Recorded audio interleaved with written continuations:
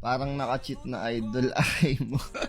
So, syempre, pag i-sniper guys, especially sa 3 line, nakukuha naman sa practice yan. So, i-share ko sa inyo yung mga ginagawa kong practice at routine para makuha yung timing at tutok ng 3 line rifle. Pero bago tayo magsimula, share ko lang mabilisan lang guys yung ginagamit kong game booster para laging mababa ang MS ko, ang Gear Up Booster. So, yung Gear Up guys na nakakatulong makapagbigay sa atin ng mababa at stable na ping habang naglalaro. So, kung madalas ka pa rin nakakaranas ng high MS, try mo yung Gear Up, baka makatulong sa iyo. Para recommend ako to, lalo na sa mga tropa natin abroad na mahilig makapaglaro dito sa Garena at sa mga Garena Warriors na bumabakbak ng mga taga-global. Kung gusto mo itry, nasa bio ko yung download link at nasa comments. Okay, game guys. Syempre, unang-una, loadout attachments. So, ito yung ginagamit natin na 3 line para sa mga hindi pa nakakaalam ng attachments ko. Pangalawa, sensitivity yung aayusin natin. So, target tracing tayo. Maglagay kayo ng bot dito sa training ground. Tapos gamit yung 3 line.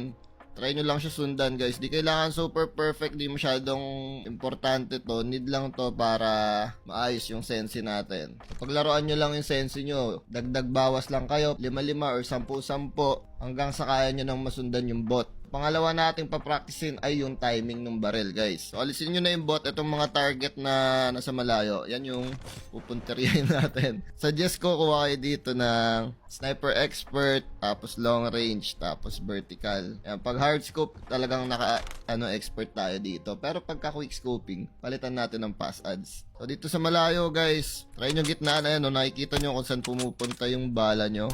Hardscopean nyo lang guys, tapos practicein nyo na magitnaan. Ang pinaka ini-aim nyo dito is gaano ka-advance yung tutok pag nasa malayo yung kalaban. And lastly guys, napapracticein natin ay yung pre-aiming. So sa pre-aiming naman napapracticein nyo guys, itututok nyo na yung gitna ng screen nyo. Diba may crosshair na yan, ayan o, may dot na sa gitna. So bago pa kayo mag-ADS, try nyo nang itapat to sa kalaban para pagtutok nyo is kita nyo na agad yung target nyo. Mahirap kasi kung halimbawa hindi ka naka-pre-aim, pag ADS mo, malayo, saka mo pa lang siya hanapin, di ba? Di katulad pag nakatutok na guys, madali mo na siyang may headshot. So yun lang yung mga ginagawa akong practice guys, okay? Gawin nyo lang tong warm up, okay, bago kayo mag-grind at panigurado, over time ay makikita nyo yung improvement sa tutok at sniping nyo. Pag may gusto pa kayong malaman or tips, i-comment nyo lang dito, gagawin natin sa next video, okay?